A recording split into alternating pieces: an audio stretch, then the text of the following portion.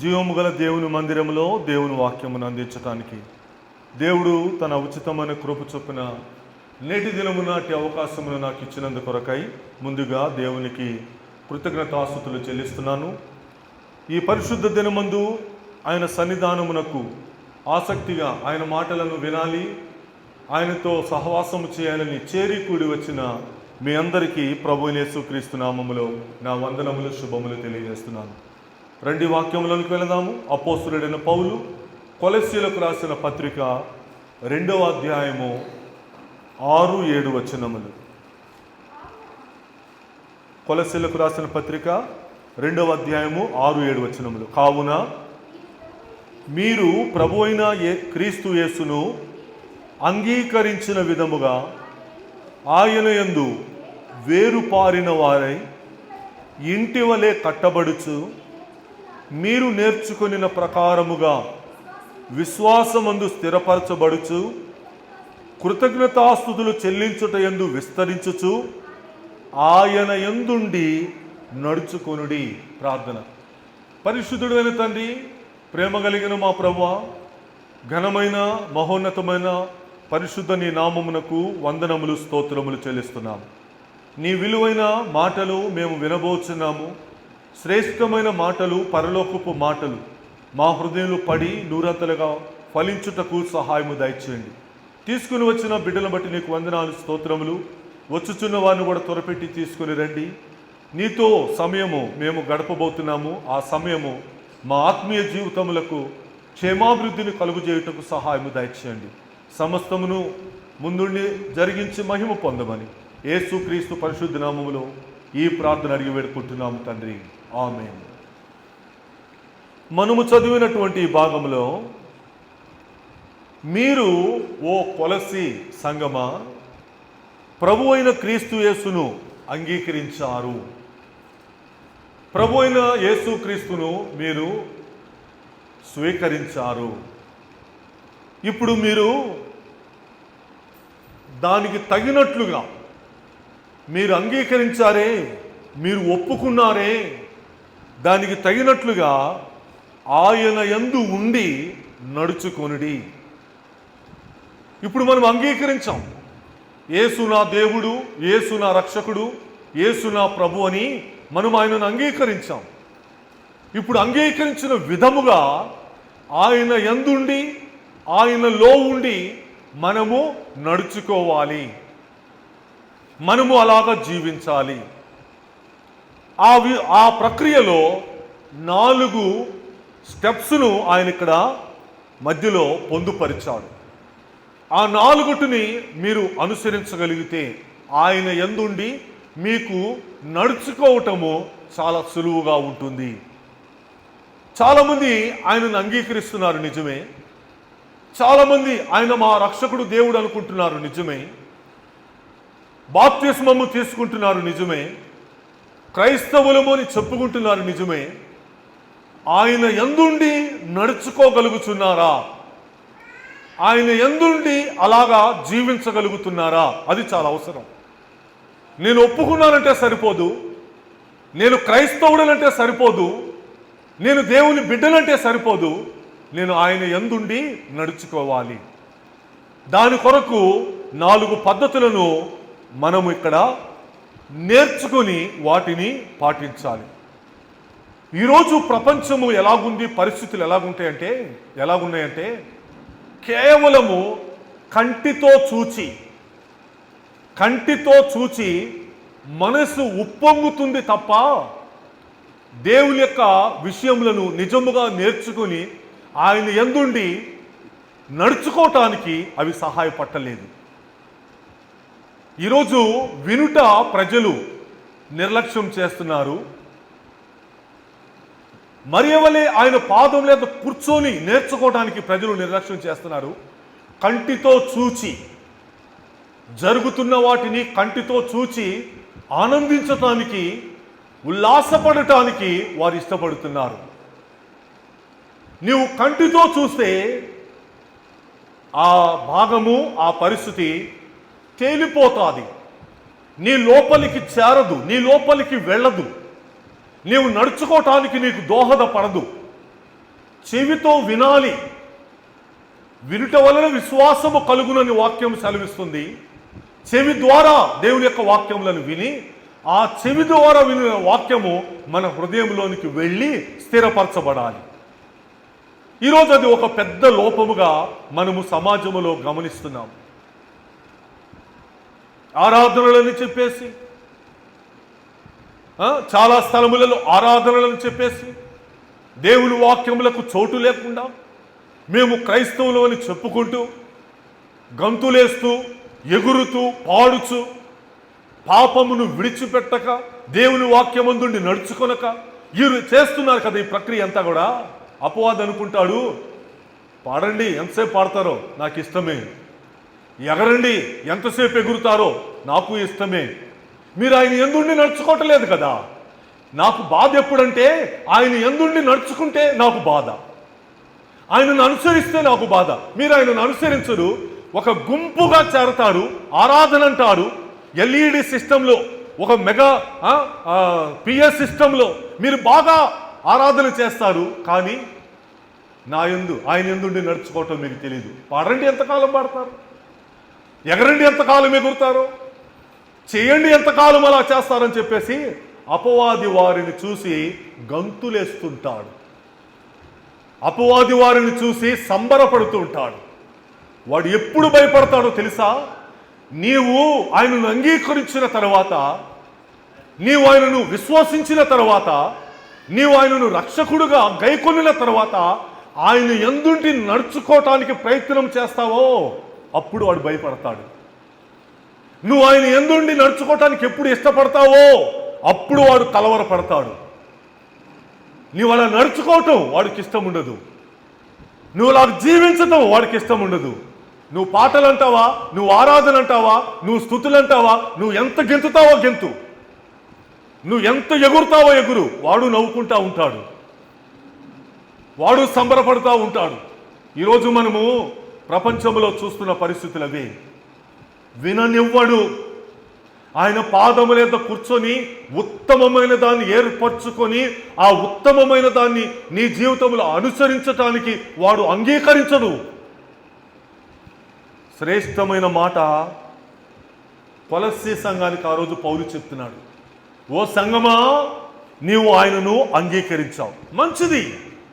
నువ్వు ఎలాగ అంగీకరించావో ఆ అంగీకరించిన దానికి తగినట్టుగా ఆయన యందుండి నడుచుకో, ఆయన యందుండి జీవించు, ఆయన యందుండి నువ్వు బ్రతుకు అని అంటూ 4 క్రియలను అక్కడ చేయమని చెప్తున్నాడు. ఒకటి ఏమంటున్నాడు చూసారా? ఆయన యందు వేరుపారండి. నువ్వు నమ్మావు నిజమే, నువ్వు అంగీకరించావు నిజమే, నా దేవుడు అని చెప్పుకుంటున్నావు నిజమే, నీవు ఆయనలో వేరు పారుచున్నావా? నీ యొక్క భక్తి జీవితంలో, నీ యొక్క విశ్వాస జీవితంలో ఆయనలో వేరు పారుతున్నావా? ఇది చాలా ముఖ్యం.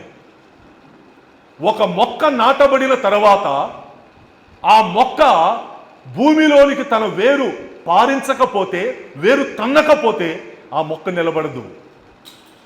అది ఎదగాలి, అది సజీవముగా ఉండాలి, అది వృద్ధి చెందాలి అంటే ఖచ్చితంగా దాని వేరు భూమిలోనికి పాకాలి. క్రైస్తవ విశ్వాస జీవితంలో కూడా ఒక వ్యక్తి దేవుణ్ణి అంగీకరించిన తర్వాత, ఒక వ్యక్తి దేవుణ్ణి ప్రేమిస్తున్నాడని చెప్పుకుంటే ఆయన చేయవలసిన మొదటి పని ఏంటో తెలుసా? తన యొక్క జీవితంలో, తన భక్తి విశ్వాస జీవితంలో యేసుక్రీస్తులో వేరు పారాలి. అది ఎలా సాధ్యం అంటే నువ్వు కేవలము ఆయన వాక్యమును వినుటను బట్టి, ఆయన మాటలను వినుటను బట్టి, ఆయన బోధను వినుటను బట్టి నీ జీవితంలోనికి ఆయన వాక్యం యొక్క వేరు పారుతుంది. మొదటి స్టెప్, మీరు ఆయన యందు వేరు పారండి. నేను ఎప్పుడూ పరిశోధించుకోవాలా, నేను ఎప్పుడూ సరిపోల్చుకోవాలా, నేను ఆయన యందుండి వేరు పారుతున్నానా, నేను ఆయన యందుండి నా వేరు పారేటట్టుగా నేను చూసుకోగలుగుతున్నానా? అది చాలా అవసరం. చూడండి, కీర్తనలు అసలు వేరు పారటం అంటే ఏమిటో అక్కడ వివరిస్తున్నాడు. 80వ కీర్తన 8వ వచనము నుండి చూద్దాం రండి. 80వ కీర్తన 8వ వచనము నుండి చదవమ్మా. నీవు ఐగుప్తులో నుండి ఒక ద్రాక్షావల్లిని తెచ్చితివి, అన్ని జనములను వెళ్ళగొట్టి దానిని నాటితివి. దేవుడు ద్రాక్షావల్లిని తెచ్చాడట, ఐగుప్తులో నుంచి తెచ్చాడట. తన ప్రజలను ఆయన ద్రాక్షావల్లిలాగా ఐగుప్తులో నుంచి తెచ్చాడట. అన్ని జనములను వెళ్ళగొట్టి పాలు తేలులు ప్రవహించు దేశములో ఆ ద్రాక్షావల్లిని ఆయన నాటాడు. ఏం జరుగుతుంది ఇప్పుడు? దానికి తగిన స్థలము సిద్ధపరిచాడు దేవుడు. దాని వేరు 9వ వచనం లోతుగా పారి అది దేశమంతటా వ్యాపించను. చూసారా, అది వేరు పారటం అంటే. వేరు పారటం యొక్క స్థితి ఇక్కడ వివరించబడింది. దేవుడు ఒక ద్రాక్షావళిని తీసుకుని వచ్చి నాటితే ఆ నాటిన తరువాత దాని స్థితి ఇక్కడ వర్ణించబడుతుంది. దాని వేరు లోతుగా పారింది. అది ఎండిపోలేదు, అది మాడిపోలేదు, అది వాడిపోలేదు. అది లోతుగా పారి ఏం చేసిందంట? దేశమంతట కూడా వ్యాపించింది. మనము కూడా దేవునిలో నాటబడి వ్యాపించాలి, విస్తరించాలి, ప్రబలాలి, ఎంతో మందికి దాని యొక్క శ్రేష్టతను పంచాలి. అది మనలో జరగాలి. మనము ఆయన ఒప్పుకున్న తర్వాత నేను ఆయన ఎందుండి నడుచుకునే ఆ ప్రక్రియలో మొదటిది నేను వేరు పారాలి, వేరు పారి నేను వ్యాపించాలి. ఇప్పుడు అంటున్నాడు దాని స్థితి ఎలాగుందంట. తర్వాత వేరు పారిన తర్వాత దాని నీడ కొండలను కప్పెను. చూసారా, ఒక వేరు పారిన ద్రాక్షావల్లి నీడ కొండలను కప్పిందంట, పర్వతములను కప్పిందంట. దాని నీడ వాటన్నిటికీ కూడా సమకూర్చగలిగిందట. మనము కూడా భక్తి జీవితంలో వేరు పారితే అలా ఉంటాము. నేను వేరు పారితే నా నీడ, నా సువార్త, దేవుని యొక్క సన్నిధానము అలాగా వేరు పారుతుంది. అదంతా కొండలను కప్పిందట. దాని తీగలు దేవుని దేవదారు వృక్షములను ఆవహించను. దేవదారు వృక్షముల మ్రానులు చాలా ఎత్తుగా ఉంటాయి. అక్కడి వరకు కూడా దాని తీగలు వెళ్ళిపోయినాయట. కారణము అది అంతగా ప్రబలటానికి, అది అంతగా విస్తరించటానికి దాని వేరు అంతగా వెళ్ళింది. భక్తి జీవితంలో నేను దేవుని యందు విశ్వాసం ఉంచిన తర్వాత, నేను ఆయన యందు నమ్మిక ఉంచిన తర్వాత, ఆయన నాకు దేవుడని నేను చెప్పిన తర్వాత నా వేరు అలా వెళ్ళిపోవాలి. మన భక్తి వేరు అలా వెళ్ళిపోవాలి. 11వ వచనం అంటున్నాడు, దాని తీగలు సముద్రము వరకు వ్యాపించను, యూఫ్రటీసు నది వరకు దాని రెమ్మలు వ్యాపించను. ఏ చెట్టు యొక్క, ద్రాక్షావల్లి యొక్క ఒక వర్ణన, తన ప్రజలను దేవుడు నాటిన విధానము ఈ భాగంలో మనము చక్కగా గమనించగలిగాం. అది అంతగా ప్రబలటానికి, అది అంతగా విస్తరించటానికి, అది అంతగా ఫలించటానికి కారణము దాని వేరు లోపటికి వెళ్ళింది. నీవు అలాగ ఫలించాలంటే, నీవు అలాగా విస్తరించాలంటే నీ భక్తి జీవితంలో కూడా క్రీస్తునందు నీవు అలాగా వేరు పారాలి. మన విశ్వాస జీవితంలో మనము అలాగా వేరు పారాలి. 17వ అధ్యాయం ఇర్మియా గ్రంథము 7వ వచనం. గతంలో ఒక వర్తమానము దాని మీద చెప్పాను. దాంట్లో ఒక భాగము ఇప్పుడు మనకు అవసరం. 17:7 ఇర్మియా. యెహోవాను నమ్ముకొని వాడు ధన్యుడు, యెహోవా వానికి ఆశ్రయముగా ఉంటాడు. నిజమే. ఇప్పుడు ఎలా ఉంటాడట వాడు జలముల యొద్ద నాటబడిన చెట్టులాగుంటాడు. 1వ లక్షణం. 2వది, అది కాలువల ఓరను దాని వేళ్ళు తన్నుతుంది. చూసారా, ఆ చెట్టు యొక్క లక్షణం, ఆ వృక్షం యొక్క లక్షణం. యెహోవాను నమ్ముకొని వాడు ధన్యుడు, నిజమే. యెహోవాను నమ్ముకొని వాడు ఆశీర్వాదవంతుడు, నిజమే.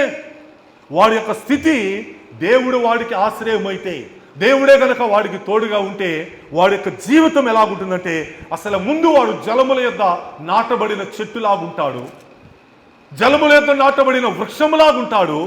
ఇప్పుడు తర్వాత మాట, దాని వేరు, అది కాలువల వారున దాని వేరు తన్నుతుంది.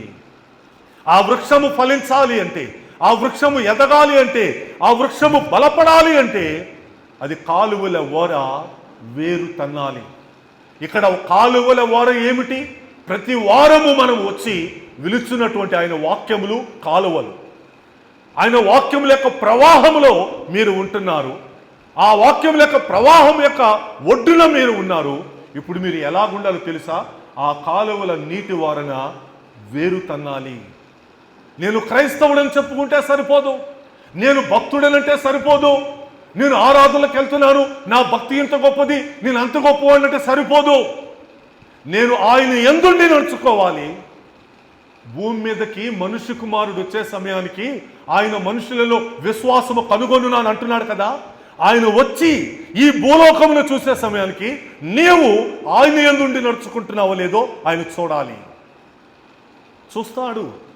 నేను ఆరాధన చేస్తున్నానండి, నేను బాగా పాటలు పాడుతున్నానండి, నేను బాగా డాన్సులు వేస్తున్నానండి, నేను బాగా చిందులు వేస్తున్నానండి అంటావా? నువ్వు నడవలేకపోతున్నావేమో, నీ జీవితంలో అలాగ వేరు పారకుండా ఉందేమో. జాగ్రత్తగా పరిశోధన చేసుకుందాం. నా భక్తి జీవితంలో నేను ఆయన యందుండి నడవాలి అంటే మొదట నేను చేయవలసిన పని ఆయనలో వేరు తన్నాలి. ఆ వేరు తన్నిన చెట్టు భయపడదు, ఆ వేరు తన్నిన చెట్టు దిగులు పడదు. ఏది వచ్చి పడగొడుతుందని, ఏది వచ్చి నెట్టేస్తుందని, ఏది వచ్చి దానికి ప్రమాదం చేకూరుస్తుందని అది భయపడదు. కారణము అది వేరు తన్ని చక్కగా నిలబడింది. ఎంతవరకు విస్తరించిందో, ఎంతవరకు వ్యాపించిందో కీర్తనలు ఇందాక మనం చూస్తాం. ఇప్పుడు రెండో లక్షణంలోనికి వెళ్దాం రండి. కొలస్సీలకు రాసిన పత్రిక ఆయన ఏమంటున్నాడు? రెండో మాట, ఇంటి వలె కట్టబడుచు. ఇల్లు ఎలాగుంటుంది? కట్టబడుతుంది.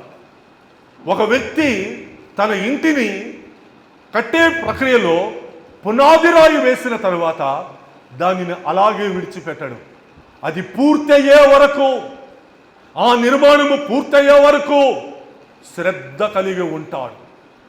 ధనము సమకూర్చుకొని, వస్తువులు సమకూర్చుకొని, మనుషులను సమకూర్చుకొని అది నిర్మాణము పూర్తయ్యేందుకు ఆయన ఎంతో ఎదురు చూస్తాడు. సగము దాగొచ్చి ఆగిపోవాలని ఏ వ్యక్తి ఎదురు చూడడు. కొంతవరకు వచ్చి ఆ పని ఆగిపోవాలని ఏ ఇల్లు కట్టేవాడు ఎదురు చూడడు. ఆగిపోతే ఆగిపోయిందిలే, అది కట్టబడినప్పుడు కట్టబడతాదిలే అని ఏ వ్యక్తి చూస్తూ చూస్తూ ఆగిపోడు.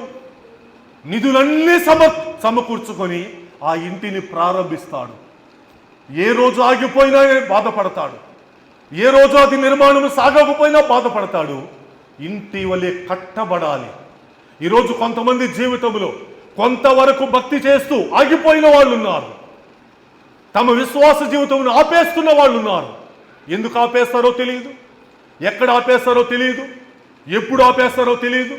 కానీ వారు మేము భక్తిలోనే ఉన్నాం, మేము దేవునిలోనే ఉన్నామని వాళ్ళు భ్రమపడుతూ ఉంటారు. వారు చూసుకోవాలి, నేను ఇంటి వలె కట్టబడుచున్నానా? నా దేవుడు నాలో నివసించుట కొరకు ఆయన ఆలయము కదా నేను కట్టబడుచున్నానా? ఈ పరీక్ష చాలా అవసరం. ఈ పరిశోధన మనకి చాలా అవసరం. దానికి దోహదపడేది దేవుని యొక్క మందిరము, దానికి సహాయపడేది దేవుని యొక్క పరిశుద్ధ దినము. ఇక్కడకు వచ్చి ఆ మందిరము కట్టబడుతున్న విధానమును వాక్యం యొక్క వెలుగులో పరిశోధన చేసుకుంటూ ఉండాలి, పరీక్షించుకుంటూ ఉండాలి. నా విశ్వాస జీవితం బాగానే కట్టబడుతుందా? నేను ఎక్కడైనా ఆగిపోతున్నానా? నా నిర్మాణం ఎక్కడైనా ఆగిపోతుందా? నా ప్రార్థన జీవితం, నా విశ్వాస జీవితము, నా భక్తి జీవితం ఎక్కడైనా ఆటంకపరచబడుతుందా? పరిశోధన చేసుకుంటూ ఉండాలి. ఈ మధ్యలోనే మనము చూసాం ఎఫెసీ పత్రిక 2వ అధ్యాయము 21వ వచనము చూడండి. దానికి ముందు మనం ఎక్కడ కట్టబడ్డామని రాయబడి ఉంది? క్రీస్తేసే ముఖ్యమైన మూలరాయి ఉండగా అపోస్తలులను ప్రవక్తలు వేసిన పునాది మీద మీరు కట్టబడ్డారు. నిజమే. ఇప్పుడు అంటున్నాడు 21వ వచనం చదువమ్మా. ప్రతి కట్టడమును ఆయనలో చక్కగా అమర్చబడి ప్రభువునందు పరిశుద్ధమైన దేవాలయము అగుటకు వృద్ధి పొందుచున్నది. మనము దేవాలయం అగుటకు వృద్ధి పొందాలి. నేను ప్రతి వారము కట్టబడుటకు నేను ఇక్కడికి రావాలి. నేను ఇంటి వలె కట్టబడాలన్నాడు కదా దేవుని ఆలయముగా, నేను కట్టబడాలని కోరుకుంటున్నాడు కదా దేవుడు. నేను కట్టబడుచున్నానా? పునాది వేశాము నిజమే, క్రీస్తు అనే బండరాయి మీద పునాది వేశాము నిజమే. ఆయన యందు విశ్వాసం ఉంచాము నిజమే, ఆయన నామములో బాప్తిస్మం తీసుకున్నాము నిజమే, ఆయన రక్తమును త్రాగి శరీరమును భుజిస్తున్నాం నిజమే. అయితే నా కట్టబడుచున్న విధానం ఎలాగుంది? నా మందిరం యొక్క నిర్మాణం ఎలాగుంది? ఈ కట్టుబడి ఎలాగుంది? పరిశోధన చేసుకుంటున్నామా? ప్రతి కట్టడము చక్కగా ఆయనలో అమర్చబడి ప్రభువునందు పరిశుద్ధమగు దేవాలయము. ఎవరు అండి మనము? మన దేహము ఎట్టిదండి? ప్రభువునందు పరిశుద్ధమగు దేవాలయం. ప్రభువునందు పరిశుద్ధమగు దేవాలయముగా నేను కట్టబడాలి. ఒక ఇల్లు ఎలాగ చక్కగా కట్టబడుతుందో, వారి అభిరుచి మేరకు, వారి ఇష్టము మేరకు ఆ ఇల్లు ఎలాగ నిర్మించబడుతుందో, దేవుని అభిరుచి మేరకు నా ఇల్లు కట్టబడాలి. ఆయన నాలో నివసించుట కొరకు యోగ్యమైన పరిస్థితులను, ఆయనకు నచ్చిన పరిస్థితులను ఈ నిర్మాణంలో నేను ఆయనకు చూపించాలి. ఆయనలో మీరు కూడా ఆత్మ మూలముగా దేవునికి నివాస స్థలం ఉండుటకు కట్టబడుచున్నారు. ఆదివారం ఎందుకు వస్తాం ఇక్కడికి? ఒక ఆదివారము దేవుని ఆలయములకు ఎందుకు రావాలంటే నేను కట్టబడుతూ ఉండాలి. నా దేవుని పరిశుద్ధ ఆలయముగా నేను కట్టబడుతూ ఉండాలి. అందుకు నేను ప్రతి ఇటుకను పేర్చుకుంటూ నా గోడను కట్టుకుంటూ, నా స్లాబును కట్టుకుంటూ ఆ ఇంటికి ఉండవలసిన వస్తువులన్నిటిని కూడా నేను కట్టుకోవాలి. దానికి దోహదపడేది దేవుని యొక్క వాక్యం, దానికి సహాయపడేది దేవుని యొక్క వాక్యం. ప్రియమైన దేవుని ప్రజలారా, మేము విశ్వాసం ఉంచాం అనుకుంటున్నారు ఈరోజు చాలామంది. మేము ఆయనను నమ్ముకున్నాం అనుకుంటున్నారు చాలామంది. ఈరోజు ఆయన యందుండి నడుచుకునే విషయంలో అపవాది చూసి వారిని నవ్వే అంతగా, అపవాది చూసి వారిని ఎగతాళి చేసే అంతగా ఆయన యందుండి నడుచుకోలేకపోతున్నారు. అది చాలా ముఖ్యము. నా విశ్వాస జీవితంలో, నా భక్తి జీవితంలో నేను ఆయనలో ఉండి నడుచుకోవాలా. 1 పేతురు పత్రికలో కూడా చూసాం, మరలా చూద్దాం రండి, అది అవసరం. 1 పేతురు పత్రిక 2వ అధ్యాయం 5వ వచనం.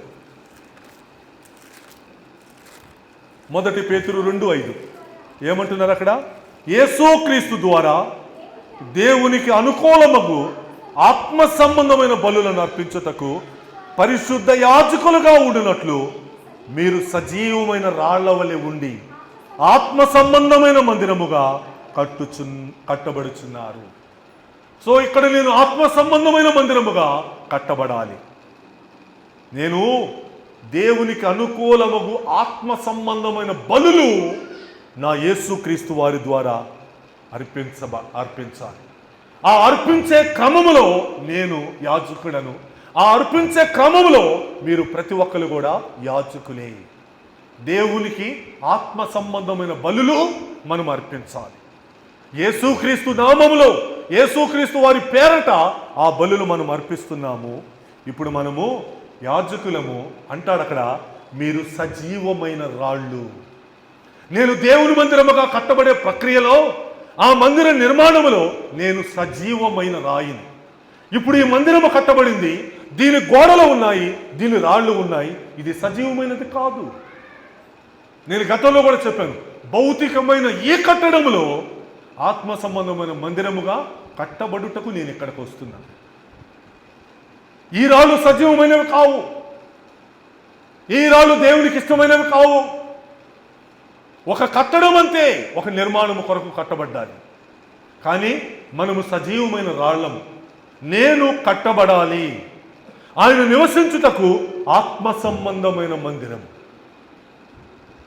సో భక్తి జీవితంలో నేను వేరు పారటం ఎంత ముఖ్యమో, నా వేరు క్రీస్తునందు పారటం ఎంత అవసరమో, నేను కట్టబడుట కూడా అంతే అవసరం. ఇక్కడకు ప్రతి వారము వచ్చి నా కట్టుబడి ఎలాగుంది, ఇక్కడకు ప్రతి వారం వచ్చి నేను ఎలా కట్టబడుతున్నాను పరిశోధన చేసుకోవటానికి వస్తున్నాను, పరీక్షించుకోవటానికి వస్తున్నాం. నేను అందుకే చెప్తా ఇప్పుడు కూడా, ఒక ఆదివారము చాలా విలువైనది. ఇక్కడ మీరు వినే ప్రతి వర్తమానము చాలా అమూల్యమైనది. ఎంతమంది దాన్ని సద్వినియోగం చేసుకుంటున్నారో, ఎంతమంది దాన్ని వినియోగించుకుంటున్నారో, ఎంతమంది తమ ఆత్మ సంబంధమైన మందిరము కొరకు దాన్ని ఉపయోగించుకుంటున్నారో నాకు తెలియదు. కానీ నేనైతే నేర్పరి అయిన శిల్పకారుడు అన్నాడు పౌలు. అలాగా దేవుని మహాకృపను బట్టి ఆ మాటలు బోధిస్తూ, ఆ వాక్యములు బోధిస్తూ మీరు కట్టబడుట కొరకు మిమ్మల్ని నడిపిస్తున్నా. మీరు కట్టుకుంటామంటారా? సరే. కట్టుకోమంటారా? అది కూడా మీ ఇష్టమే. నిర్మించుకుంటామండి, నేను సజీవమైన రాయి అయి అంటారా? అది మీ ఇష్టమే. అంత అవసరం లేదు అండి అని అనుకుంటారా? అది కూడా మీ ఇష్టమే. కాబట్టి నేను ఆయన మందిరముగా కట్టబడాలి, ఆత్మ సంబంధమైన మందిరముగా నేను కట్టబడాలి.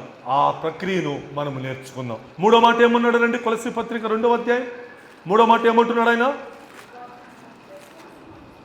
మీరు నేర్చుకొనిన ప్రకారముగా విశ్వాసమందు స్థిరపరచబడండి. ఇది చాలా ముఖ్యం. ఒకదాని తర్వాత ఒకటి చక్కగా అమర్చుకుంటూ పౌలు గారు చాలా అమూల్యమైన మాటలు ప్రస్తావిస్తున్నాడు అక్కడ. ముందు వేరు పారండి, తర్వాత కట్టుబడి చేసుకోండి. ఇప్పుడు మూడోది అంటున్నాడు, మీరు ఏమైతే విన్నారో వాటి ప్రకారము మీ విశ్వాసమందు స్థిరపరచబడండి. నువ్వు ఎప్పుడు విశ్వాసంలో స్థిరపరచబడతావంటే నీవు వినే దానిని బట్టి. నువ్వు కల్పనా వాక్యాలు విన్నావనుకో, నువ్వు కట్టుకథలు విన్నావనుకో, నువ్వు పిట్టకథలు విన్నావనుకో, నువ్వు ముసలమ్మ ముచ్చట్లు విన్నావనుకో, నీవు విశ్వాసములో స్థిరపరచబడవు. విశ్వాసములో స్థిరపరచబడకపోతే నష్టం ఏంటి? విశ్వాసములో నేను స్థిరపరచబడకపోతే నాకు ప్రమాదం ఏంటి? ఎన్నో పరిస్థితులకు నేను గురవుతాను, ఎన్నో పరిస్థితులు నా మీద దాడి చేస్తాయి, నేను పతనమైపోతా, నా విశ్వాసములో నేను పడిపోతా, నా భక్తిలో నేను కూలిపోతా. స్థిరపరచబడటం చాలా ముఖ్యం. ఆ స్థిరపరచబడటం అనేది దేన్ని బట్టి జరగాలంటే మనము వినుచున్న దానిని బట్టి. ఏం వింటున్నాం? ఆదివారం వస్తున్నామంటే ఏం వింటున్నాం? దేవుని మాటలు వింటున్నామా? నిన్ను కట్టే మాటలు వింటున్నామా? విశ్వాస సుబోధ సంబంధమైన మాటలు వింటున్నామా? లేకుంటే వ్యర్థమైన మాటలు వింటున్నామా? దానిని బట్టే నువ్వు స్థిరపరచబడతావు. ప్రతి వారము నువ్వు స్థిరపరచబడే బోధ ఇక్కడ నీకు దొరుకుతుంది. దాని గురించి పౌలు గారు తిమోతికి ఏమన్నాడో చూపిస్తారండి. 2వ తిమోతి పత్రిక 3వ అధ్యాయము 14-15 వచనాలు కలిసి ఉంటా చూడండి. ఓ తిమోతి, క్రీస్తు యేసునందు ఉంచవలసిన విశ్వాసము ద్వారా రక్షణార్థమైన జ్ఞానము నీకు కలిగించుటకు శక్తి కలిగిన పరిశుద్ధ లేఖనములను బాల్యము నుండి నీవు ఎరుగుదు. ఆగుదాం. తన ఆత్మీయ తండ్రి తన ఆత్మీయ కుమారుడికి నేర్పిస్తున్నాడు, బోధిస్తున్నాడు. ఓ తిమోతి, విను జాగ్రత్తగా. యేసుక్రీస్తునందు ఉంచవలసిన విశ్వాసము ద్వారా రక్షణార్థమైన జ్ఞానము. ఏ జ్ఞానం అండి? మనం ఏ జ్ఞానం వినాలి ఈరోజు? రక్షణార్థమైన జ్ఞానం వినాలి. ఈరోజు రక్షణార్థమైన జ్ఞానము చెప్పబడతలేదు. నీకు రక్షణను చేకూర్చగలిగిన జ్ఞానము నీకు అందించబడటం లేదు. ఏ జ్ఞానం అందించబడుతుందో తెలుసా? నీకు అవసరము లేదు, నీ ఆత్మకు అవసరము లేదు, నీ ఆత్మీయ జీవితం క్షేమము కానీ ఈ లోక సంబంధమైన జ్ఞానము నీకు అందించబడుతుంది. ఈ లోక సంబంధమైన జ్ఞానము నీకు అందించబడుతుంది. ఆ మధ్య బైబిల్లో నుంచి బైబిల్ వర్డర్స్ అని, ఆ మధ్య బైబిల్లో నుంచి జీకే అని కొంతమంది పరిచయం చేసి ఈరోజు బైబిల్ అంటే ఎలాంటి ఆలోచనలు వారు చేకూర్చేశారంటే, ఓహో బైబిల్ అంటే బైబిల్ వండర్స్, బైబిల్ అంటే ఒక జీకే అంతే. అది నా జీవితమునకు అవసరమైనదని దేవుడు నాకు సమకూర్చినది అని వారికి నేర్పించలేకపోయారు. ఏమి నేర్చుకుంటున్నారు మీరు? జ్ఞానము నేర్చుకుంటున్నారు. ఆ జ్ఞానము దేనికి సంబంధించింది? రక్షణకు సంబంధించింది కాదు, నీ విశ్వాసమునకు సంబంధించినది కాదు. ఆ జ్ఞానము నీవు నేర్చుకున్నావు, ఆ జ్ఞానము నీకు కలిగించటానికి. ఓ తిమోతి, ఆ జ్ఞానమును నీలో నిర్మించటానికి, ఆ జ్ఞానమును నీలో స్థిరపరచడానికి శక్తి కలిగిన పరిశుద్ధ లేఖనములు. సో జ్ఞానము కలిగించవలసింది ఏమి తెలుసా? శక్తి కలిగిన పరిశుద్ధ లేఖనములు. శక్తి కలిగిన పరిశుద్ధ లేఖనము మనకు జ్ఞానము కలిగించాలి. అందుకే ఒక చోట రాయబడింది, మీలో నాటబడి మీ ఆత్మలను రక్షించగలిగిన శక్తిగల దేవుని వాక్యమును సాత్వికముతో అంగీకరించమన్నా. ఈరోజు నీవు నేర్చుకున్నది ఎట్టిదో, ఈరోజు నువ్వు తెలుసుకున్నది ఎట్టిదో ఈ వాక్యం యొక్క వెలుగులో పరిశోధన చేస్తుంది. శక్తి కలిగిన పరిశుద్ధ లేఖనములను నాకు జ్ఞానము కలుగు చేస్తాయి. ఆ జ్ఞానము నా ఆత్మీయ జీవితమునకు ఉపయోగపడుతుంది. ఆ జ్ఞానము నేను క్రీస్తునందు ఉండి నడుచుకోవటానికి దోహదపడుతుందని మనము గ్రహించాలి. ఇప్పుడు అంటాడు చూడండి తర్వాత, ఇంకా నీవు ఎరుగుదువు ఓ తిమోతి, నీవు నేర్చుకున్నవి రూఢి అని తెలుసుకున్నవి ఎవరి వలన నేర్చుకుంటేవో ఆ సంగతి తెలుసుకొని వాటి యందు నిలకడగా ఉండు. బాల్యము నుండి నువ్వు వింటున్నావు కదా, బాల్యము నుండి నువ్వు తెలుసుకుంటున్నావు కదా తిమోతి, నీవు నేర్చుకున్నవి రూఢి అని తెలుసుకో ముందు. నీవు నేర్చుకున్నవి నిజము అని తెలుసుకో ముందు. నీవు నేర్చుకున్నవి సత్యము అని తెలుసుకో ముందు.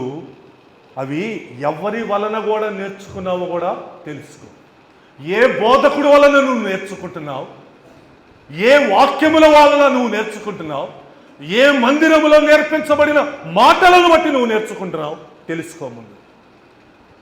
తిమోతి శ్రేష్టమైన తన ఆత్మీయ తండ్రి దగ్గర నేర్చుకున్నాడు శక్తి కలిగిన పరిశుద్ధ లేఖనాలు. అవి ఆత్మలను రక్షించగలిగిన లేఖనాలు. అవి చిన్నప్పటి నుండి రూఢి అని తెలుసుకున్న లేఖనాలు. ఇవి నిజము అని ముద్ర వేయబడిన లేఖనాలు చిన్నప్పటి నుంచే తిమోతి నేర్చుకున్నాడు. ఇప్పుడు నీవు ఆ సంగతి గుర్తుకు తెచ్చుకొని, ఆ సంగతి నీ మనసులో ఉంచుకొని వాటి యందు నిలకడగా ఉండు. వాటి యందు నువ్వు స్థిరముగా ఉండు. సో నేను ఎప్పుడు స్థిరపరచబడతానంటే నేను విన్నదాన్ని బట్టి ఎవరి దగ్గర నేర్చుకుంటున్నాను, ఏ మందిరంలో నేర్చుకుంటున్నాను, ఏ వాక్యముల ద్వారా నేర్చుకుంటున్నాను అన్నది చాలా ముఖ్యం. ఆ రోజు తిమోతి పౌలు దగ్గర నేర్చుకున్నాడు. అయ్యో, ఇవి రక్షణార్థమైన వాక్యములే, ఈ రక్షణార్థమైన వాక్యములు నా ఆత్మీయ జీవితానికి చాలా అవసరమే. పరిశుద్ధ లేఖనములలో నుండి నా ఆత్మీయ తండ్రి బోధించాలి. తిమోతి గొప్ప భాగ్యవంతుడు. ఈరోజు మీరు కూడా భాగ్యవంతులే. ఏ ఆదివారం ఇక్కడ వ్యర్థమైన బోధ మీరు వినలేదు. ఏ ఆదివారం ఈ రోజు అనవసరమైన మాటలు మీరు ఎక్కడ వినలేదు. అనేక సంవత్సరాలుగా ఎన్నో విలువైన వాక్యముల మాటలు ఇక్కడ మీరు వింటున్నారు. ఎంతమంది తిమోతి వలె బాగుపడటానికి, నేర్చుకొని స్థిరపరచబడటానికి ప్రయత్నం చేస్తున్నా నాకు తెలియదు. అది మీ ఇష్టమే. చెప్పటం నా బాధ్యత, బోధించటం నా బాధ్యత, నేర్పించటం నా బాధ్యత. అది విని నేర్చుకొని గ్రహించి పాటించటం అది మీ బాధ్యత. ప్రియమైన దేవుని ప్రజలారా, మనము మూడు నేర్చుకున్నాం. ఒకటి మీకు బాగా గుర్తుండాలి, నేను యేసునందుండి నడుచుకోవాలంటే నేను ఏమి చేయాలి? ఒకటి, నేను వేరు పారాలి. నీవెక్కడున్నా కానీ ఈ మాటలు నీకు గుర్తుకు రావాలి. నీవు వేరు పారాలి. నీ వేరు పారే విధానము క్రీస్తులో ఎలా ఉందో ఇక్కడ నీకు కనిపిస్తుంది. రెండోది, ఇంటి వలె నువ్వు కట్టబడాలి. ఏ ఇంటిని ప్రారంభించిన వాడు కూడా అది మధ్యలో ఆగిపోతే బాగుంటుంది అని సంతోషపడడు. ఏ ఇంటిని కట్టేవాడు కూడా అది ఆగిపోతే సంబరపడడు, బాధపడతాడు. అయ్యో, అది ఆగిపోయింది అనుకుంటాడు. ఆ ఆగిపోయింది పూర్తి చేసే వరకు నిద్రపోడు. అది ఇంటిని ప్రారంభించే వరకు ఆ యజమాని నిద్రపోడు. అలాగే నా ఆత్మీయ జీవితంలో కూడా నేను కట్టబడాలి. ఎక్కడ ఆగిపోకూడదు. నా భక్తిని ఏది ఆపకూడదు. పౌలు అంటాడు గలతీ సంఘముతో, ఓ సంఘమా, మీరు బాగా పరిగెత్తుచున్నారు, మీరు బాగా విశ్వాసములో ముందుకు వెళ్తున్నారు, మీ పరుగును అడ్డగించిన వాడు ఎవడు? ఆపేస్తారండి, మీ విశ్వాసమును ఆపేస్తారు. పోయిన వారమేగా విన్నాం, శిరస్సును హత్తుకొనిన వాడు, శిరస్సుతో అతుకబడిన వాడు నీ బహుమానమును దొంగిలించటానికి తిరుగుతూ ఉంటారు. ఆ రోజు ఎంబ్రే గురించి చెప్పాను. వారు ఇళ్లలో చొరబడి ఏర్పరచబడిన స్త్రీలను సైతం కూడా వాళ్ళు తీసుకుని వెళ్ళిపోయారట. కారణము, వారు ఎప్పుడు వింటున్నారు వారికి జ్ఞానము రావట్లా. శరీర సంబంధమైన దురాశల వలన వాళ్ళు పురికొల్పబడితే వాళ్ళు ఏడవబడిపోయి మరులు కొల్పబడి ఆ ఎంబ్రే చేత కొలిపోబడ్డారు. వారికి జ్ఞానము రావటం. సో మనకి జ్ఞానము రావాలి. ఎప్పుడు విలుచున్నాము, ప్రతి వారము విలుచున్నాము, నాకు జ్ఞానము రావాలి. మూడోది, నేను వినిన దానిని బట్టి నా విశ్వాసమందు నేను స్థిరపరచబడాలి. శోధనలు వస్తాయి, శ్రమలు వస్తాయి, బాధలు వస్తాయి, కష్టాలు వస్తాయి, వ్యాధులు వస్తాయి, నన్ను పడగొట్టాలని చూస్తాయి. కానీ నేను స్థిరపరచబడ్డాను. పరిశుద్ధ లేఖనములు, అవి ఆత్మలను రక్షించగలిగిన లేఖనములు, అవి బాల్యము నుండి నేను ఎరిగాను. చాలా కాలం నుంచి కూడా నేను వాటిని ఎరిగాను. వాటి వలన నేను విని వాటిని నేర్చుకొని స్థిరపరచబడాలి. తిమోతి స్థిరపరచబడ్డాడు. జాగ్రత్తగా ఉండని పౌలు తిమోతికి ఆ రోజు హెచ్చరిక చేస్తున్నాడు. ఇక నాలుగోది చూద్దాం రండి. ఆ నాలుగోది కూడా మనము తప్పక జరిగించవలసిన వారమై ఉన్నాం. కొలస్సీ పత్రిక 2, కృతజ్ఞతాస్తుతులు చెల్లించుటయందు విస్తరించండి. ఏమిటి పదానికి అర్థం? కృతజ్ఞతాస్తుతులు చెల్లిస్తాం, మంచిదే. దేవునికి కృతజ్ఞతాస్తుతులు చెల్లిస్తాం, మంచిదే. విస్తరించడం అంటే అన్ని సమయములలో, అనుకూల సమయమందు, అననుకూల సమయమందు కృతజ్ఞతాస్తుతులు దేవుడికి చెల్లించాలి. నీకు మేలు జరిగినప్పుడు కృతజ్ఞతాస్తుతి అంటావు, నీకు మంచి జరిగినప్పుడు కృతజ్ఞతాస్తుతి అంటావు, నీకు క్షేమము కలిగినప్పుడు కృతజ్ఞతాస్తుతి అంటావు.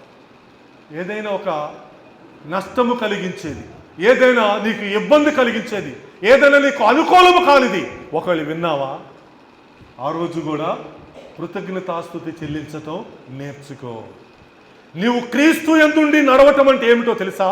మేలు జరిగినప్పుడు మాత్రమే కాదు, మంచి జరిగినప్పుడు మాత్రమే కాదు, దేవుడు ఇచ్చినప్పుడు సమకూర్చినప్పుడు మాత్రమే కాదు, చెయ్యని రోజు కూడా. అది ఎవరు చేశారో తెలుసా? యోబు చేశాడు. యెహోవాయే ఇచ్చాడు, ఆయనకు వందనాలు. యెహోవాయే తీసుకున్నాడు, ఆయనకి కూడా వందనాలు. అది విస్తరించటం. మనము ప్రారంభంలో క్రైస్తవ విశ్వాస జీవితంలో మంచి జరిగినప్పుడే దేవునికి స్తుతి అంటాం, అనుకూలమైనప్పుడే దేవునికి స్తుతి అంటాం, సమస్తము సమకూడినప్పుడే దేవునికి స్తుతి అంటాం. కానీ కొన్ని వ్యతిరేకమైనవి సంభవిస్తాయి, కొన్ని నీవు అనుకోనివి సంభవిస్తాయి, కొన్ని నీ జీవితంలో జరగకూడనివి జరుగుతాయి. అప్పుడు కూడా నువ్వేం చేయాలో తెలుసా? ప్రభువా, నేను అనుకున్నానయ్యా, నేను ఆశించానయ్యా, నేను ఇష్టపడ్డానయ్యా, నేను ఎదురు చూసానయ్యా, ఎందుకో నువ్వు ఇవ్వలేదు, ఎందుకో నాకు మేలు కాదనుకున్నావేమో, నాకు మంచిది కాదనుకున్నావేమో, ఇప్పుడు సరైన సమయం కాదనుకున్నావేమో. నీకు నచ్చినప్పుడే ఇవ్వయ్యా, నీకు అనుకూలమైనప్పుడే ఇవ్వయ్యా అని ఆ బాలును దేవుని కోర్టులోకి వదిలేసి నీకు వందనాలయ్యా అని చెప్పడం. అన్ని విషయాలలో, అన్ని సమయాలలో విస్తరించాలి.